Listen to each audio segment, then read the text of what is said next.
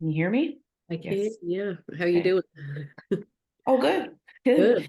Good. Like I was like singing it from the rooftops because we've lost track of that. It's a miracle, right? Like how complicated the human body is.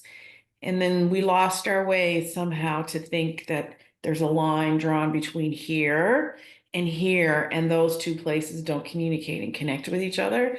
Mhm. How that ever got into the conversation of wellness and health and all that kind of stuff.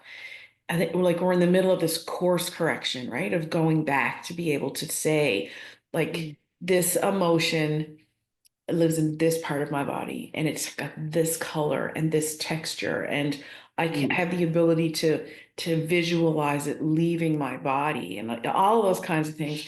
And it sounds so ludicrous and so woo, Yeah, but it is so powerful. And yeah, but you need somebody to show you how to do it. right. I was just gonna say, like, I think that lots of people have had this experience where they say to me, like, um, well, I've tried to do a grounding activity or I've tried to do a breath work or it just doesn't work for me, you know? And I've certainly had that experience too, because every day is a different day. But I think because of your training in the somatics, um, in the somatic yoga and this, well, all yoga is somatic, I suppose, in some ways, but Mm. in that breath work and body work and things like that, like if you have a really good guide, if I was going on a hike today and I didn't know where I was going, a very long journey, I would Yeah. have a guide. I would either have a GPS or I'd have a person who went there before, and they would have, help me get to where it is that I'm going. And it's and especially for those of us people who have, experienced some adversity in our lives, like some of those activities can actually be really activating if we sort of don't do them in the right progression where we want them to go. And I I believe this to be true that, we find our way when we find the right teacher to help us understand how powerful this is. Like, Yes. yeah. And I guess unfortunately too now that it's sort of almost become mainstream to Hmm. say, oh, just go do yoga or just do a breathwork practice or just go do a guided meditation. It seems like, oh, this is another microwave packaged meal that we just do easily. And that is a mistake because breathing practices are not for everybody. So, Not for everybody. I do believe they can be for everybody, but they're not for everybody right away. And neither are mindfulness practices, and neither are guided meditations. So you need to have, like you said, a guide. You need to have somebody who's with you that makes your nervous system dip their toe into it and yeah. have experience. And then, I don't know about this, I'm going to figure it out. Because most of us breathe like we're running from a bear all day long. And then we put the bear in our head all day long. And so it is one of those things about you can even one day kind of go, yeah, I think I got this now. And then all of a sudden, everybody that your nervous system can say, guess what? We don't trust this anymore because the Mm. last time we got comfortable, this happened. And that's a subconscious and a conscious thing that could happen. So you need to know that every day you're beginning again, right? Like every day you have beginner's eyes. And I'm learning this every day too, right? Like we all are. But this idea that is like, people call it in the therapeutic world, in the therapeutic yoga world, it's like this concern about this thing that we call McMindfulness. It's like the fast food version of this is not going to do us any favors because if you have trauma, if you're neurodiverse, if you have really or a complicated traumatic thing that happens to you as a grown up or all of that kind of stuff. And then suddenly somebody throws another thing at you. That's just do it. That's not doing anybody any favors. It's going to No. make us feel worse. So all we want to do is let people lay this down for a minute and see what it feels like. and then you go back out into your life and have experiences from new eyes and things like that.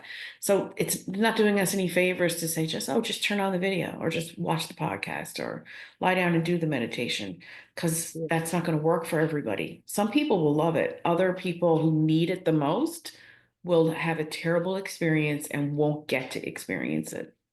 No, I agree. And I've certainly seen that happen. Lots of people have told me that they've had experiences that didn't go well, or they just leave the experience saying, okay, here's just another thing that I can't do because they're, not necessarily following the guide who really understands all of this, I don't know if you remember this, but years ago, before I had all this training, and uh, and you were talking about, breathing practices and this and all that kind of stuff, and I was so oppositional about it. I was like, "Well, you can do this with people all you want, but I'm not doing it."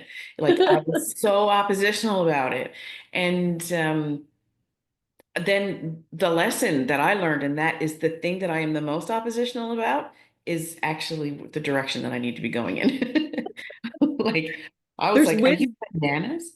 Well, Hmm. I guess what you're speaking to there is the wisdom in the part of you that didn't want to do it, right? Oh, yeah. And so, like, there's always one of the things that I think is going to be different, and I'm super excited about this round of holding space is some of the internal family systems training that I've been doing, to be able to incorporate some of that. And today, my new audiobook that I was listening to is a somatic IFS book, Oh, nice. which, oh my gosh, you're gonna absolutely love it. But um, there's always a part of us that wants something, and another part of us wants something completely opposite. What I heard you just say, maybe there was a party that wanted to feel a little bit better, but there was a party that was resistant to doing the breathing techniques, and so you learned how to play with that part that didn't want to do this, and the wisdom and the learning that came out of leaning towards the part that didn't want to do this. Like, it sounds like it changed the projection of a lot of things for you. So Oh, many, many things. And yeah. also, not to make us all about me, but um, there was one day when I was having a really, really bad day, and I've stumbled upon this yoga nidra um, that was about inviting in uh, difficult people. oh, I remember this. Yeah. Yeah, it was visualizing yourself on a sunny day swimming in a beautiful pond by yourself, and it was really peaceful. And then you invited people into your that are in your life into Mhm. the water with you. So you can see how powerful this is, right? So you invite the people who you love in, people who you care about, the people who you care for, and you invite them in and you're sharing all this joy, and then more people start coming to the edge of the water, and some of them are a little bit of challenging. They might ruin the party, but you invite, and then at the end of it, it's like the most difficult. The disruptors. The disruptors, and how if you can choose to where to put them. You could keep them out, or Mm. you could choose to invite them in, but they're far away, or you can choose to invite them in certain places. Um, so the autonomy about who was there, along with the sensory stuff of the water and the sunshine and the emotions of it being happy and all of that kind of stuff, and being able to make choices or whatever. And the whole time, the person who was leading the meditation kept on saying, like, if this still feels good for you, you can stay here.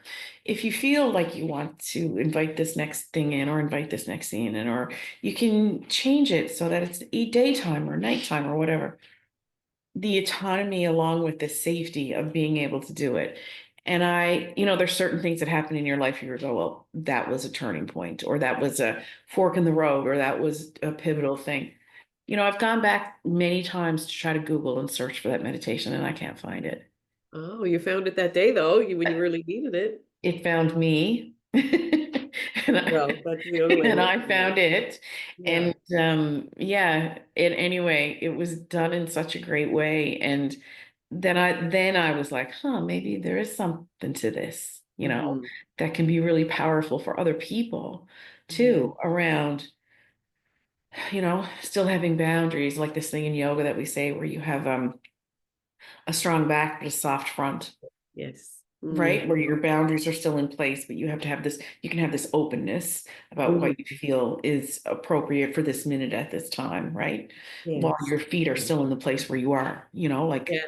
Yeah. super And powerful you stuff. know, you could have been in talking therapy for a very long time Yes. before you would have had that kind of aha experience because, you know, I've been in the counseling world for a very, very long time. Sometimes I wish I could get in a time machine and go back in time when I was strictly doing cognitive behavioral therapy with people. Even doing mindful cognitive behavioral therapy was more helpful than just straight up. It's just like, you know, some of our talking therapy is like, okay, you're coming to therapy. Well, first of all, you have to have goals, otherwise we can't work together. You got to know what your goals are. Yeah. Um, and we gotta, first of all, we're gonna start thinking about how you think about things, and then we're gonna just try to, cut and paste this negative thought into a positive thought, and then you're gonna feel better. And there's so much that kind of therapy can be helpful for lots of people, for some people. But I guess my fear now, understanding the acceptance and commitment therapy and the internal family systems therapy and all of that stuff, is that like, it's like that's mental gymnastics, right? You're just like, here's identifying this, let's remove that and replace it with that. And if feeling better and living in a regulated nervous system was that easy, we'd all, we'd have the work done by now, right? So Yeah. there's a lot of like emotional bypassing. So like there's an emotion underneath all of this. There's a healing that's asking to be cared for and compassion dosed and understanding and clarity about like what is this pilot light underneath this emotion that's creating that thought that we're bypassing all of the time in the regular thought world and in the regular like CBT world or whatever, so like um when we do the body work and we understand the parts work and we're doing that work together really beautifully, it offers this option for like true healing. Because Yeah. what happens, and some people in the research would say, like, some people after their thinking counseling, those thoughts are still coming back and they're coming back. And what we're doing is we're just sort of like, ooh, that's a thought that I was working with that I thought that was never going to come back again, and it comes back. And then we feel bad about ourselves, or there must be something wrong with me because this thought is still coming back. And That's the harmful part, in my opinion, is mhm, that um there is this like, oh, got that done. Like that the thought will come back. Like if the it healing is will. not done, if the healing is still asking for some care, then it will Yeah. come. Yeah. And or some event happens in your life, which happens. Life happens. Some Mhm. stressor happens, some big event happens, some sad thing happens, or some chaos happens. And then your nervous system will fall back Mhm. into all of those states, and Mhm. you will have those thoughts again. But Yes. then using this hard energy to push it away to replace it with a different thought, while it's epically bypassing, like you nailed it, it is bypassing. It's not even in alignment with the human experience. And then we're told that it works. And then when it comes back, then we self shame and then we question ourselves and we wonder what's wrong with ourselves rather than saying, of course, this situation is bringing back all this old stuff. How could it not? But Yes. guess what? Now you have all these tools. Like, honestly, if we could just go in and surgically remove that thought and put in a better thought and sew it all up, wouldn't we all choose that? Like Mhm. that's what we would choose to do. And to think that we can just do that easily through Mhm. cognitive behavioral therapy, in my mind, Yeah. is just not, there's Well, so much there missing. there is some parts of CBT which is actually trying to get underneath the patterns of why the thoughts come that kind of helps us get to the belief system. That's really, I guess, the pilot light in that model for that thought, right? But we're still CBTing the belief system in the FIS world, in the internal family systems world. We're doing a deeper piece of work around the belief system. Do we all have belief systems that are holding us back? Of course we do. That's the human experience. So like you can't just say, believe different things about yourself and then you automatically do. It's a deeper piece of work in order to change belief systems. And the belief system is a belief that you have that the part of you has, but another part of you might feel something completely different about. So like the parts work is so helpful because, there's a part of me that has this sort of struggling belief system that can kind of keep me you know, living in slowly, maybe. But then there's another part of me that believes something completely different, and it makes me like, "Pachoo," like a superhero. And then that's really confusing to us and to people on the outside because we're like, "Oh my God, like that's that doesn't make any sense." But in the IFS world, it makes total sense. And how do we start to work with these different parts of us that have these different belief systems? And it's such a compassionate model and it makes so much sense when I try to explain it to people. It's like, okay, here's just a real life example. Like, there's a part of me that really is aware that I should go for a walk today. But there is a part of me that also wants to sit on the couch and have a cup of tea and chocolate chip cookies. Mhm. And then there's a part that's on the outside judging me for sitting on the couch. And so like there's this whole system of parts all the time. And when we can move away from saying like, geez, what's wrong with me? How come I can't get off the couch and just change that, just be more motivated or whatever? Like, let's just talk to the part that wants to sit on the couch. What's that part want for you? Because all the parts are good. Well, It's I just think that this is the reason why I'm not surprised you're reading a book about IFS and somatics, Mhm. because you can't do somatics if it's not coming from a place of compassion. It has to be, Yeah. to being able to marry all these worlds together is such a fit, like therapeutic yoga is all about self-compassion.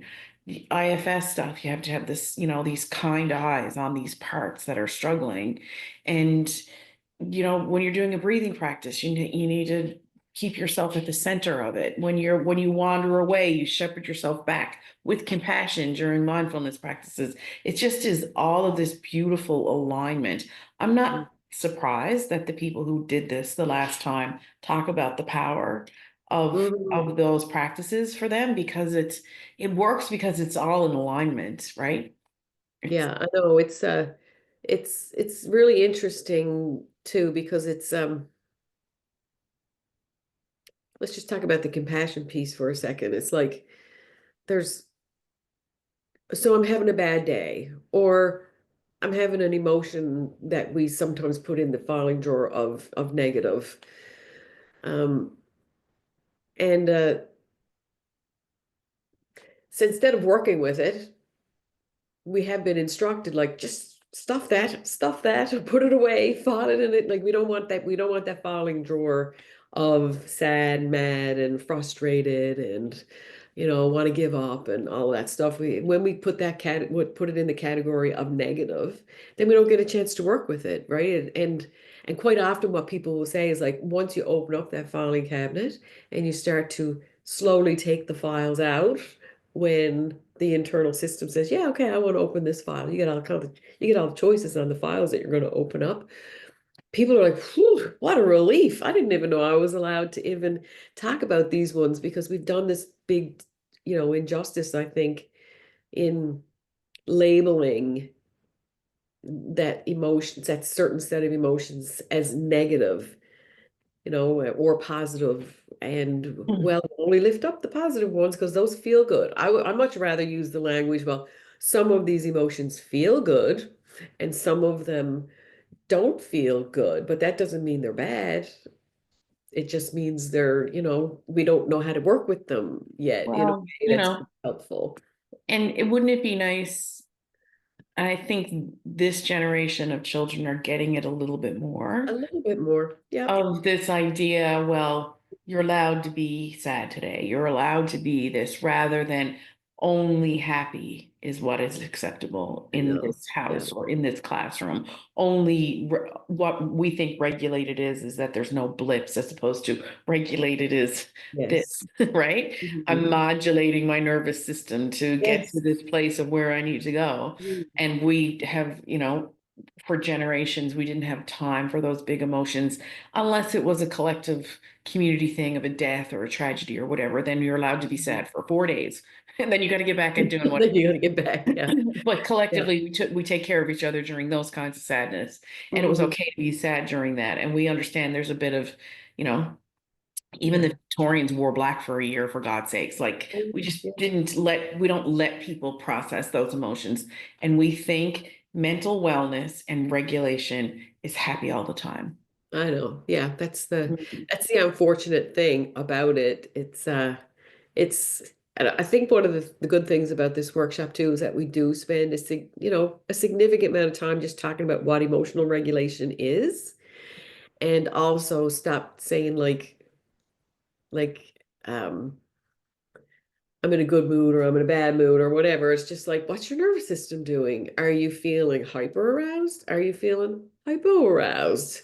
Are you feeling dysregulated? And those can be too much energy or not enough energy. And then how do you sort of modulate yourself back to sort of what, we kind of call like a flow zone or a green zone or whatever. And so like what's going to modulate my nervous system is going to be different than yours. So I use Mhm. myself and you as examples all the time when I'm delivering workshops, which I actually used you as an example yesterday. I was talking to a group of teachers and classroom assistants about emotional regulation. It's like, um, you know, the things that put my nervous system in flow are different than my identical twin sister. I mean, here we are, same genetics and everything. Like knitting is never going to be an activity that regulates my nervous system in a million years, but you could knit till the cows come home. And there's certain music that I will listen to that you wouldn't listen to in order to adjust your emotions. So, like the key to this whole uh, life is to notice when I'm getting dysregulated and what do I do that kind of gets me back into my flow zone. And so we try to teach people about polyvagal theory and the vagus nerve and how that's all working and it's not just about living an emotionally regulated life because when your nervous system is regulated, so is your digestive system, so is your immune system, so is your hormonal system, and you can sleep and you can navigate the world in a way that's way more healthy holistically across the board. We also make better choices about what we want to do with our time and our energy. So if your nervous system Absolutely. is in a flow state, I might say to myself, like, oh, that's interesting. Look, there's a part of me wants to sit on the couch and eat the chocolate chip cookies. And there's also a part of me that wants to put on my boots and go for a walk. What will be the benefits of both of these things? And you can like logically walk yourself through that. But if you're dysregulated, you can't. Nope, you You can don't. actually get to the point where, the part of you that organizes all of the parts is actually leading the show, which is beautiful. Wouldn't it, and just to kind of circle in and close this conversation, because you and I could talk about it forever. Mm. Imagine having that level of internal wisdom and awareness and begin teaching it to your kids. Imagine. Imagine like I have a dream, like honestly, talk about a game changer for intergenerational trauma, Hmm. future wellness for your children, future wellness for their children. Like, talk about being the thing that says, in this generation, beyond me, it will be different. My children will Mhm. have languages for these emotions. They'll have strategies to choose from, self-compassion, no less shame, being able to advocate for themselves, having autonomy around their choices, and all of those kinds of things. Like, I just think it's so exciting to be able to teach this stuff to people and know that once we get it, we get it. We might need a tune up every once in a while, but once we get it, we start living our lives differently, and our children get to see us well and regulated and asking deeper questions and being present. And it's just like what a Well, gift. Because it's like, it's a gift that we give to the younger, smaller, littler people around us too. But it's this thing that like I see is like it's a ripple effect, right? If we were in a pond and we just went bloop with a rock, we would witness the ripples, right? So like it only takes one person in a duo because we're co-regulating all the time. It only takes one person to start to feel more flow in their nervous system, and then that impacts the other person in some way, you know? So it's helpful for the individual because you're living in a more flow state, and then you have access to more self energy and more healing energy.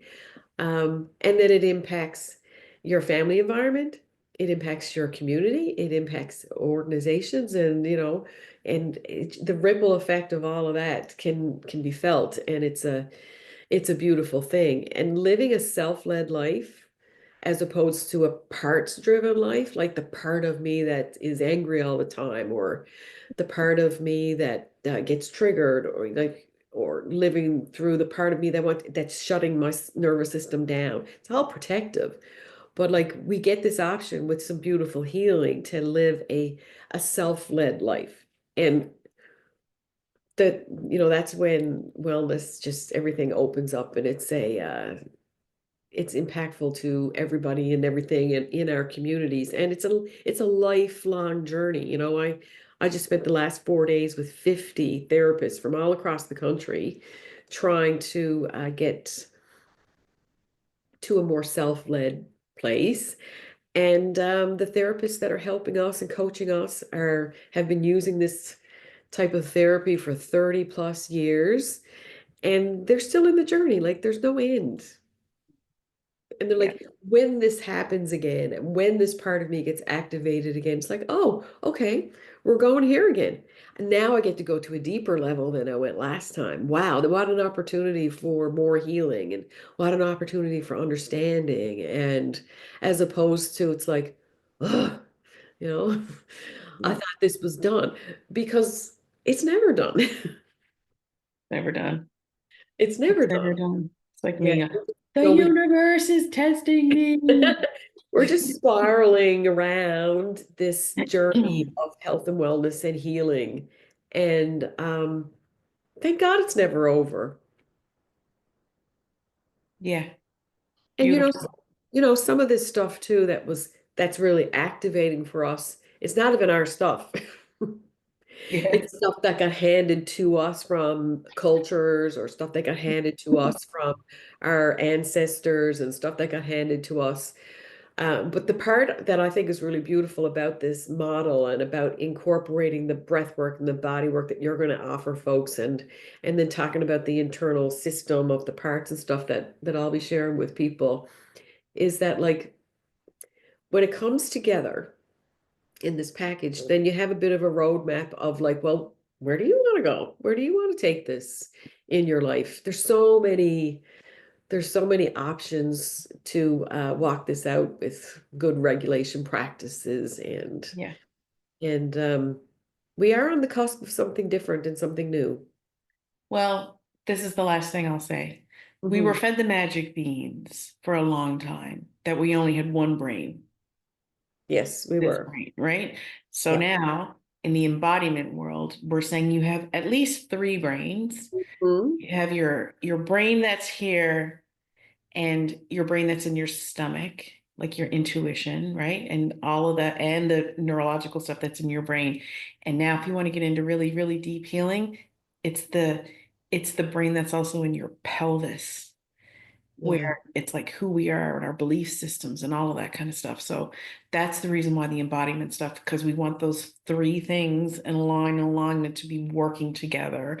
And Mm. so far, we've only ever been doing this. And now we want to do Yeah. all of it together. All of it together holistically. And, you know, for anybody who's watching this, a teacher said this to me yesterday while I was talking about like, um, you know, years ago, we used to think that like whatever our experiences were and our brain is wired in a certain way, that's the end of the story. You know, that's not true. Like healing is there inside of us and it wants a place. It's just waiting to be opened up. And it's you know, those of us who came in to our adulthood with experiences where we sort of feel like our foundations were cracked, you didn't get a chance to kind of grow on solid ground. Mm. That's not the end of the story. I see it happen. I see it all the time. I have meetings with people who I've been working with for some time, and they say like, "Oh my God, remember that 3 years ago?" I'm like, "God, I would be so dysregulated over this thing, right?" And now I just have this. I didn't think that that could ever be the way. I just had no idea. But you know, those wounds that we all have them, that we bring into our adult lives, and we wonder like, but some of us just say, "Oh, I guess that's the way it is. That's the way it's going to be forever," you know. But I guess we're going to be the hope merchants and say, you know, like it does not have to be like Mm. that. Yeah, it doesn't have to be, and that you don't have to believe that thought. No, yeah, I mean, you know, there's the options for healing and wellness are there for us, and it's your birthright. I love it. So good. Okay. So we're excited. We are. We're really, really excited. Yes. Yeah. Absolutely. Okay, we're gonna come back another time to have another chat. Okay. Bye. Bye.